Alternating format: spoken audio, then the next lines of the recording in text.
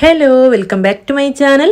അപ്പോൾ ഇന്നത്തെ നമ്മുടെ റെസിപ്പി നല്ല രുചിയുള്ളൊരു ചെറുപയർ കറിയുടേതാണ്. ചോറിലേക്കും ബ്രേക്ക്ഫാസ്റ്റിലേക്കൊക്കെ സെർവ് ചെയ്യാൻ പറ്റിയ നല്ല ടേസ്റ്റി ആയിട്ടുള്ളൊരു ചെറുപയർ കറിയാണിത്. അപ്പോൾ എന്നും ഒരേ രീതിയിൽ തയ്യാറാക്കുന്നതിന് പകരം ഇടയ്ക്കൊക്കെ ഇതുപോലൊക്കെ ഒന്ന് തയ്യാറാക്കി നോക്കാം കേട്ടോ. അപ്പോൾ വീഡിയോ കണ്ടു നോക്കാം.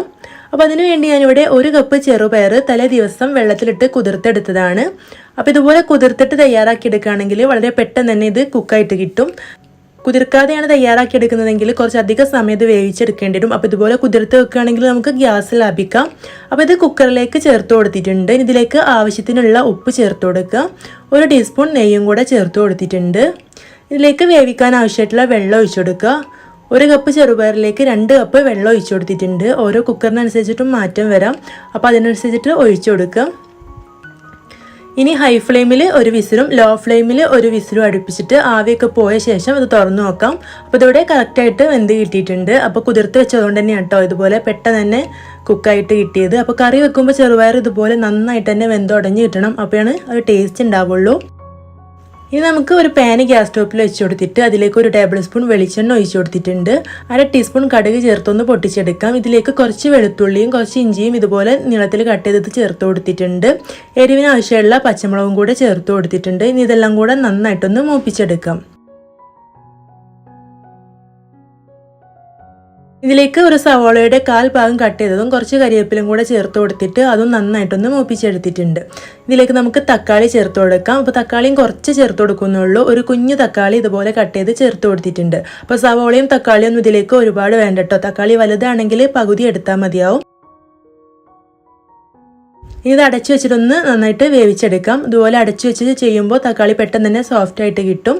അപ്പോൾ ഇതിവിടെ നല്ലപോലെ വഴറ്റിയെടുത്തിട്ടുണ്ട്. ഈ ഒരു തക്കാളിയൊക്കെ തവി വെച്ചിട്ട് ഇതുപോലെ ഒന്ന് ഉടച്ചു കൊടുക്കാം.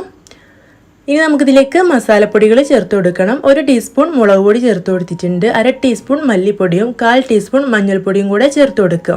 എന്നിട്ട് നന്നായിട്ട് വഴറ്റിയെടുക്കുക. ഈ ഒരു പൊടികളുടെ പച്ചമണമൊക്കെ മാറുന്നവരെ നല്ല പോലെ ഒന്ന് വഴറ്റിയെടുക്കുക. നല്ലപോലെ വഴറ്റിയെടുത്ത ശേഷം നമുക്കിതിലേക്ക് നമ്മൾ വേവിച്ച് വെച്ചിട്ടുള്ള ചെറുപയർ കറി ഒഴിച്ചു കൊടുക്കാം. അപ്പോൾ ഈ ഒരു ചെറുപയറിൽ വെള്ളം കുറവായതുകൊണ്ട് ഞാനൊരു കപ്പ് വെള്ളം ഒഴിച്ചു കൊടുത്തിട്ട് നന്നായിട്ടൊന്ന് മിക്സ് ചെയ്തെടുത്തിരുന്നു. അപ്പോൾ അത് ഈ ഒരു ഇതിലേക്ക് ഒഴിച്ചു കൊടുക്കുക. അപ്പോൾ എത്ര വെള്ളം ഉണ്ടോ അതിനനുസരിച്ചിട്ട് ആവശ്യമാണെങ്കിൽ കുറച്ചും കൂടെ ഒഴിച്ചു കൊടുക്കുക കേട്ടോ. നിങ്ങൾക്ക് എത്ര തിക്നെസ് വേണം അതിനനുസരിച്ചിട്ട് വെള്ളം ഒഴിച്ചു കൊടുത്താൽ മതി. ഇത് നന്നായിട്ട് തന്നെ മിക്സ് ചെയ്തെടുക്കുക. ഈ ഒരു മസാലപ്പൊടികളും ചെറുപയറൊക്കെ നല്ലപോലെ മിക്സ് ആവുന്ന രീതിയിൽ കുറച്ച് സമയം ഒന്ന് ഇളക്കി കൊടുക്കുക. ഇനി അടച്ച് വെച്ചിട്ട് ഒരു 5 മിനിറ്റ് ലോ ടു മീഡിയം ഫ്ലെയിമിൽ തിളപ്പിച്ചെടുക്കുക. അപ്പോൾ ആ ഒരു മസാലപ്പൊടികളൊക്കെ ചെറുപയറിലേക്ക് നല്ലപോലെ ഒന്ന് മിക്സ് ആയിട്ട് കറി നല്ല അടിപൊളിയായിട്ട് കിട്ടും. അപ്പോൾ ഇവിടെ 5 മിനിറ്റ് കഴിഞ്ഞിട്ടുണ്ട്. ഇനി ഇതിലേക്ക് 1/2 ടീസ്പൂൺ ഗരം മസാല ചേർത്ത് കൊടുത്തിട്ട് നന്നായിട്ടൊന്ന് മിക്സ് ചെയ്തെടുക്കുക. ഗരം മസാല ഇതുപോലെ അവസാനം തന്നെ ചേർത്ത് കൊടുക്കണം കേട്ടോ. ആദ്യം തന്നെ ചേർത്ത് കൊടുക്കരുത്. ഇങ്ങനെ ലാസ്റ്റ് ചേർത്ത് കൊടുക്കുമ്പോഴാണ് നല്ല രുചി ഉണ്ടാവുക.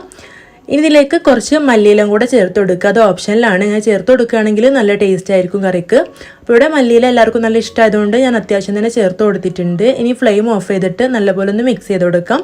അപ്പോൾ ഇത്രയേ ഉള്ളൂ. നല്ല ടേസ്റ്റുള്ളൊരു ചെറുപയർ കറിയാണിത്. എല്ലാവരും തയ്യാറാക്കി നോക്കണം. ചോറിലേക്കും ബ്രേക്ക്ഫാസ്റ്റിലേക്കൊക്കെ ഇത് നല്ല അടിപൊളി ടേസ്റ്റാണ് കേട്ടോ. അപ്പോൾ ഈ ഒരു റെസിപ്പി നിങ്ങൾക്ക് ഇഷ്ടമായിട്ടുണ്ടെങ്കിൽ ലൈക്ക് ചെയ്യാനും ഷെയർ ചെയ്യാനും നിങ്ങളുടെ അഭിപ്രായം കമൻ്റ് ആയിട്ട് അറിയിക്കാനൊന്നും മറക്കരുത്. ചാനൽ സബ്സ്ക്രൈബ് ചെയ്യാത്ത കൂട്ടുകാരുണ്ടെങ്കിൽ ഒന്ന് സബ്സ്ക്രൈബ് ചെയ്തിട്ട് സപ്പോർട്ട് ചെയ്യണം കേട്ടോ. ഇനി ഇതുപോലുള്ള സിമ്പിൾ ആൻഡ് ഈസി റെസിപ്പീസൊക്കെ ആയിട്ട് വീണ്ടും കാണാം. താങ്ക്